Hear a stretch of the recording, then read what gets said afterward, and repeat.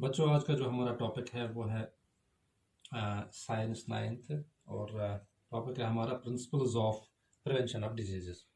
इससे पहले वीडियो में हमने डिस्कस किया था principles of treatment of diseases. तो आज है प्रिवेंशन कैसे कर सकते हैं। वो तो ट्रीटमेंट था, अब प्रिवेंट कैसे कर सकते हैं डिजीजेस को। तो इसके भी दो तरीके हैं। इस तरह से ट्रीटमेंट में दो तरीके आए थे, इस तरह से प्रिवेंशन में भी दो तरीके हैं। एक है जनरल जो है, जो हर डिजीज के लिए एप्लीकेबल है, जनरल जो है जनरल। और दूसरा है डिजीज स्पेसिफिक।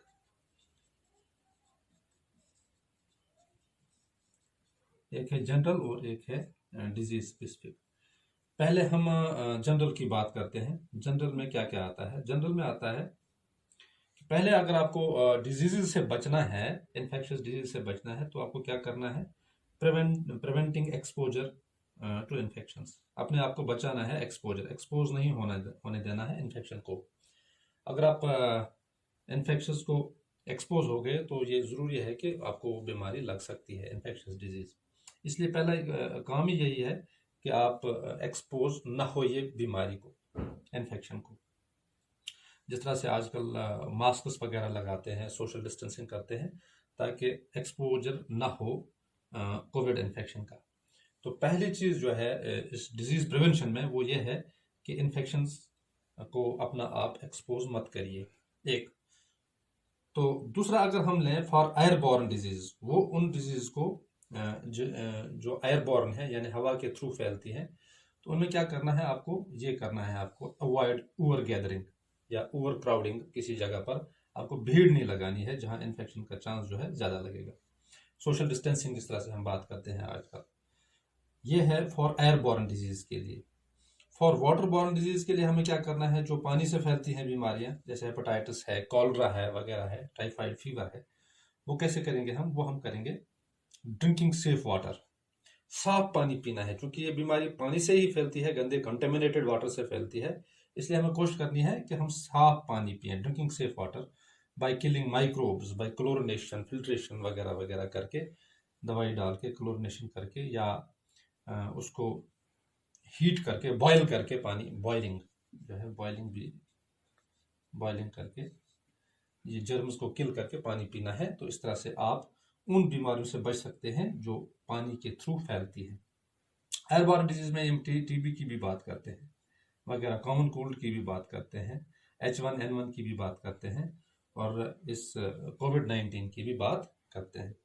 इसके बाद जो है ऐसी डिजीज के लिए जो थ्रू वेक्टर के थ्रू फैलती हैं, मिसाल के तौर पर मलेरिया है, ये जो है मस्कीटो के थ्रू फैलता है। इसके प्रिवेंशन के लिए हम क्या कर सकते हैं। ट्रीटमेंट तो बाद की बात है, लेकिन प्रिवेंट कैसे करें हम इसको। प्रिवेंट इस तरह से करें हम एनवायरनमेंट को क्लीन रखें, क्योंकि हमें पता ही है कि ये मॉस्किटो के थ्रू फैलती है। अब मॉस्किटो की जो है ब्रीडिंग, उसको हमें रोकना है। मॉस्किटोज आमतौर पर जो रुका हुआ पानी होगा, कहीं स्टेगनेंट वाटर जो होता है, कहीं रुका हुआ पानी, तो उसी में वो ब्रीड करते हैं। तो अपने आसपास में कहीं भी पानी को जमा नहीं होने देना है, और वक्त वक्त पर जो फमिगेशन करते हैं म्यूनिसिपलिटी वाले, उससे उनके जो एग्स वगैरह हैं डिस्ट्रॉय हो जाते हैं। तो इस मॉस्किटो ब्रीडिंग को हमें रोकना है, discourage mosquito breeding, public hygiene रखना है। तो इस तरह से हम ये जो वेक्टर बॉर्न डिजीजेस हैं, इनको डेंगू वगैरह, मलेरिया, इनको हम काबू में कर सकते हैं। तो ये जो थे, ये जनरल थे वेज। इस तरह से अगर हम एक एग्जांपल ले लें कि कॉमन कोल्ड, अगर हम क्लास में, मिसाल के तौर पर क्लास में 20 बच्चे हैं और किसी एक बच्चे को कॉमन कोल्ड है, तो वो कॉमन कोल्ड सभी को नहीं लगता, वो कुछ बच्चों को लग जाता है, ज़्यादा से ज़्यादा 5-6 बच्चों को लग जाता है, बाकियों को क्यों नहीं लगता। इसके पीछे ये वजह है कि जो दूसरे हैं, उनकी इम्यूनिटी स्ट्रांग है, उनको नहीं लग रहा। उनकी इम्यूनिटी स्ट्रांग है। अब इम्यूनिटी क्या होता है, ये इनबॉर्न एबिलिटी होती है हर इंडिविजुअल में। कुदरत ने हर इंसान के अंदर जो है कुव्वत मुदाफ़त, जिसको हम बोलते हैं, इम्यूनिटी रखी हुई है। ये इनबॉर्न है, किसी की स्ट्रांग है तो इनबॉर्न है। तो ये जो है, ये इम्यूनिटी किसी की स्ट्रांग है, उसको नहीं लगता जुकाम, और किसी की वीक है, उसको लग जाती है। तो ये इनबॉर्न जो या ability of persons to fight infection, इसको हम क्या कहते हैं, इम्यूनिटी कहते हैं। इस इम्यूनिटी को भी हम बरकरार रख सकते हैं या बूस्ट कर सकते हैं by proper and sufficient nourishment. मुकवी गुज़ा खाना है और एक्सरसाइज वगैरह ही। तो इस तरीके से इन चीज़ों से हम इसको इम्यूनिटी को बूस्ट कर सकते हैं, एट द हाईएस्ट लेवल रख सकते हैं, तो इन्फेक्शंस का खतरा कम रहेगा।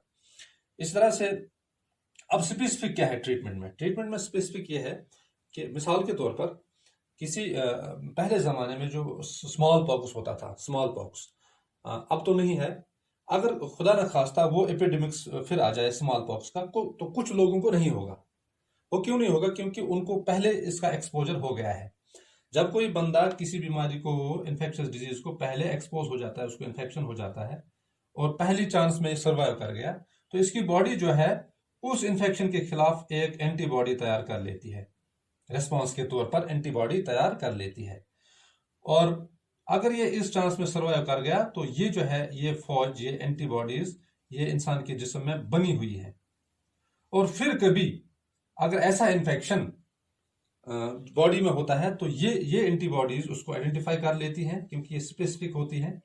हर डिजीज की अपनी, हर इन्फेक्शन को अपनी स्पेसिफिक एंटीबॉडीज जिस्म में बनती हैं। और अगर किसी भी लाइफ हिस्ट्री के दौरान कभी भी वो इन्फेक्शन दोबारा उस बॉडी में आने की कोशिश करता है तो उसके खिलाफ जो एंटीबॉडीज बनी हुई हैं ऑलरेडी बॉडी में, वो उनको अटैक करती हैं, पहचान लेती है स्पेसिफिक, क्योंकि ये डिजीज स्पेसिफिक होते हैं, इन्फेक्शन स्पेसिफिक होते हैं, तो इनको ये पहचान लेती है और इनको किल करती है।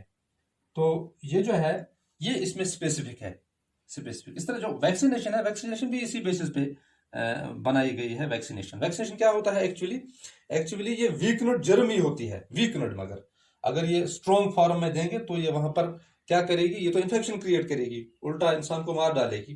किसी मिसाल के हमने मीजल्स का इन्फेक्शन दे दिया, अगर हम स्ट्रॉन्ग फॉर्म में इसको देंगे, स्ट्रॉन्ग वायरस जो है मीजल्स का देंगे, तो वो तो मीजल्स का काज करेगा उस इंडिविजुअल में। अब क्या करते हैं हम इसको वीकन करते हैं, वीक बनाकर इसकी बॉडी में डालते हैं, तो ये उतना इन्फेक्शन यानी डिजीज को ये पैदा नहीं कर सकता है बॉडी में। अलबत्ता जब ये बॉडी में जाता है तो बॉडी के अंदर जो इम्यून सिस्टम है इंसान का, वो इसके खिलाफ एंटीबॉडीज बनाता है। ये वैक्सीन जो है, वैक्सीन सिर्फ यही काम करता है कि बॉडी में जाकर उस डिजीज के खिलाफ, उस जर्म के खिलाफ एंटीबॉडीज तैयार कर लेता है, तो इसको हम वैक्सीनेशन कहते हैं। तो ये हर जो है ये हर डिजीज के लिए स्पेसिफिक होता है। हमारा इम्यून सिस्टम जो है ये हर डिजीज, हर इन्फेक्शन के खिलाफ बॉडी में एंटीबॉडीज बनाता है। और फिर कभी दोबारा भी जिंदगी में, उस इंसान की जिंदगी में अगर कभी इसको इन्फेक्शन होता है तो ये जो एंटीबॉडीज हैं, डिजीज स्पेसिफिक एंटीबॉडीज, ये उस इन्फेक्शन को खत्म कर लेती हैं। तो ये इसमें स्पेसिफिक है।